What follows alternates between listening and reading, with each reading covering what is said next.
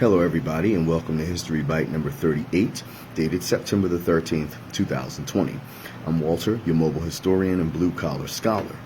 This History Bite is entitled The Maryland Constitution of 1864.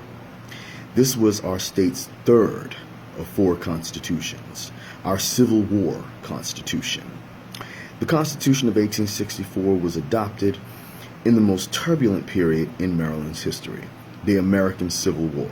And if you know anything about the American Civil War in Maryland, you know that it was a rough time for our state. Even though we officially remained loyal to the Union, there was a lot of pro-Confederate sympathy here, something that is often very downplayed, in contemporary times.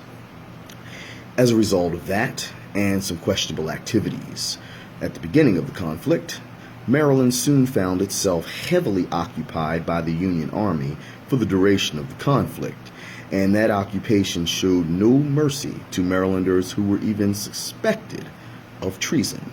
The Constitution of 1864 reflected that vengeful spirit. It was adopted by a very narrow vote of the people, and went into effect on the 1st of November, 1864, replacing the Constitution of 1851. While it maintained the overall structure of government and processes of the 1851 Constitution, it also accomplished several noteworthy things. First and foremost, the Constitution of 1864 forever and for all times abolished slavery in the state of Maryland. Indeed, after 200 exact years of existence, from 1664 to 1864, this Constitution emancipated all of Maryland's remaining enslaved persons.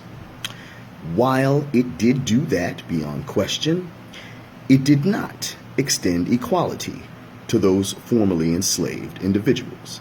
So the Constitution of 1864 did not give the other half of the walnut, It was perfectly acceptable in this time to support the abolition of slavery, which certainly governed the mindset of the state government at this time, and not support black equality, and most did not, Abolishing slavery was one thing, and giving black people equality with whites was something totally different.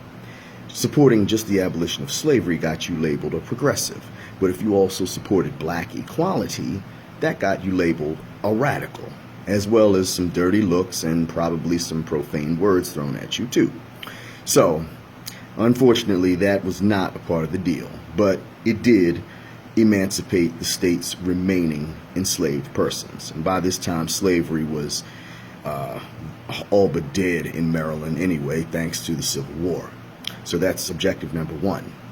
Objective number two, this Constitution disenfranchised all Marylanders who fought for the Confederacy, went to live there, or gave any aid of any kind to the Confederacy.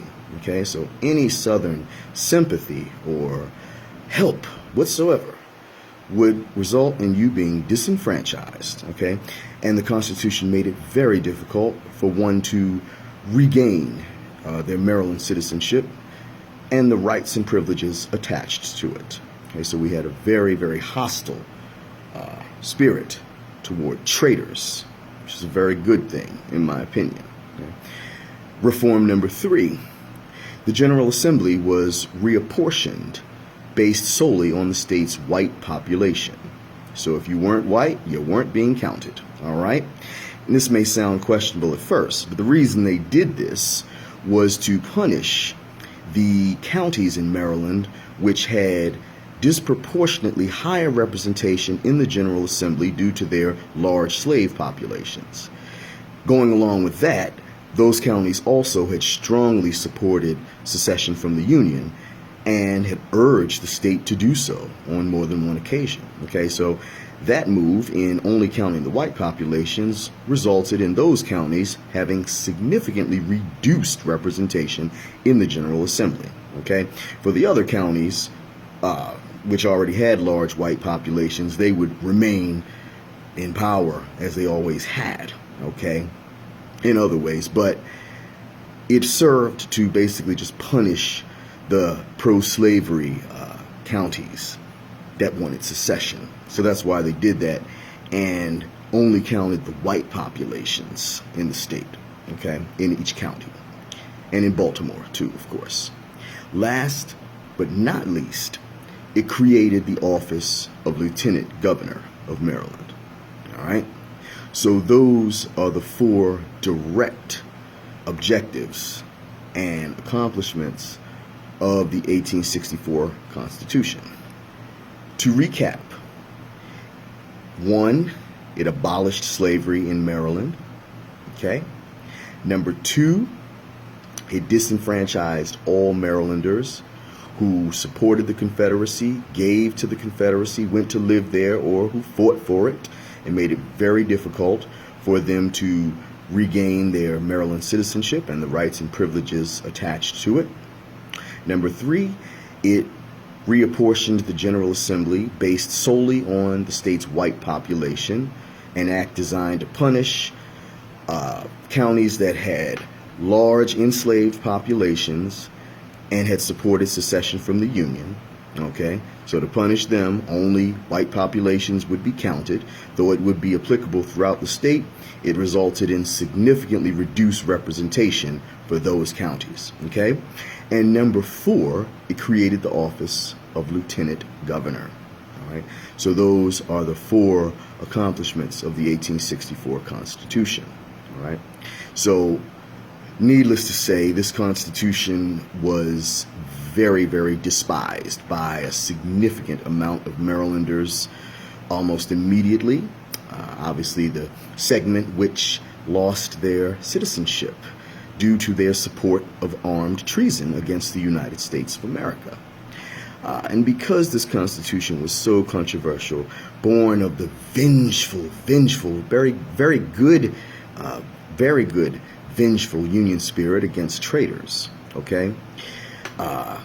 The vengeance would lead to this Constitution barely surviving 3 years. And as a matter of fact, this was our shortest-lived state constitution. It only lasted until 1867, when our current governing document, the Constitution of 1867, was adopted by the voters of the state. That Constitution continues to govern Maryland to this very day. Needless to say, it has been heavily amended, but it continues to serve us well overall. All right? That about wraps this up. I thank you so much for listening to this History Bite. If you have any questions or controversies, please leave them in the comments below. Never stop learning. Share this information with others. Continue to be safe out there. Take care, and I'll talk to you at the next History Bite.